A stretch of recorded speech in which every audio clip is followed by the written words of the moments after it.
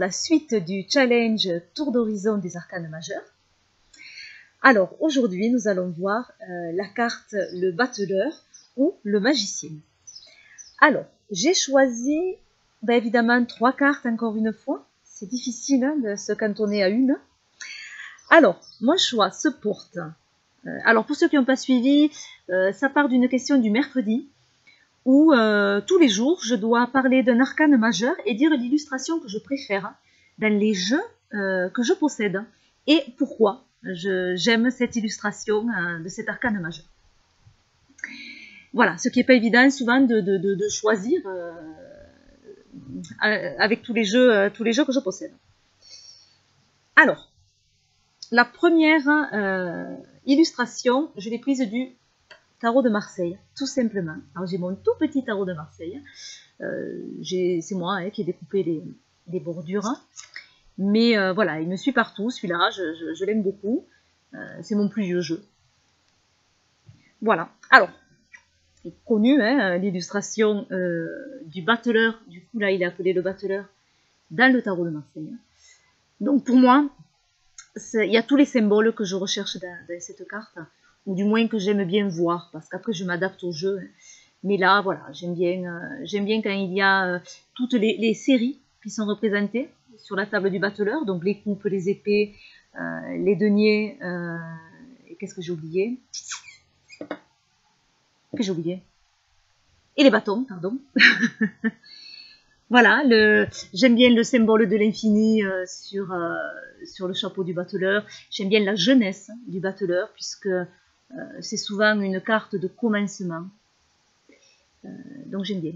Et c'est très rare dans les Rider-Waite de voir un battleur jeune.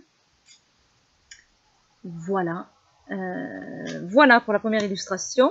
La seconde, c'est le Ezikos Tarot. Alors je ne peux pas vous montrer la boîte, parce que mon chien l'a pas aimé, ou l'a aimé, je ne sais pas du coup. Mais le tout est, c'est qu'elle a mangé le dessus de la boîte. C'est-à-dire qu'elle est haute, la chienne, et je l'avais laissée sur la table, et voilà. Heureusement, elle n'a pas touché les cartes. Voilà pour la petite histoire. Donc, cette fois, c'est un magicien.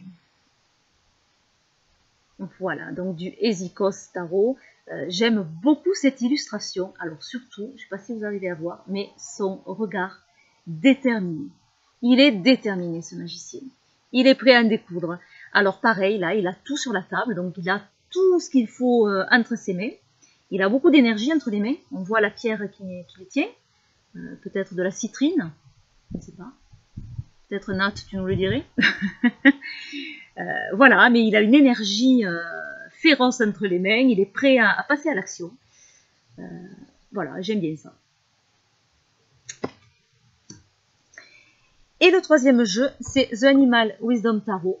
Alors là, c'est plus pour son originalité. Nous avons la carte The Raven, c'est le corbeau. Et je trouve ça très judicieux d'avoir mis un corbeau pour représenter le battleur ou le magicien. Alors vous voyez qu'en fond de carte, il y a un personnage. Si vous le voyez bien. Voilà. Et sinon de ce côté, donc, le corbeau. J'aime beaucoup cette illustration parce que je trouve que cet animal a été bien choisi. Le corbeau, c'est le symbole de la perspicacité, du mystère, de la magie, de l'adaptabilité également. Puis il a une vision en perspective des choses.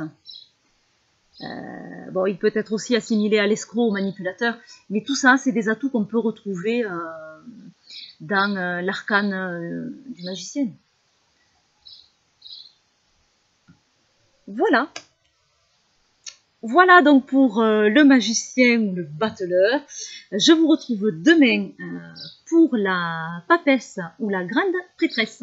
Je vous fais de gros bisous. Bye bye.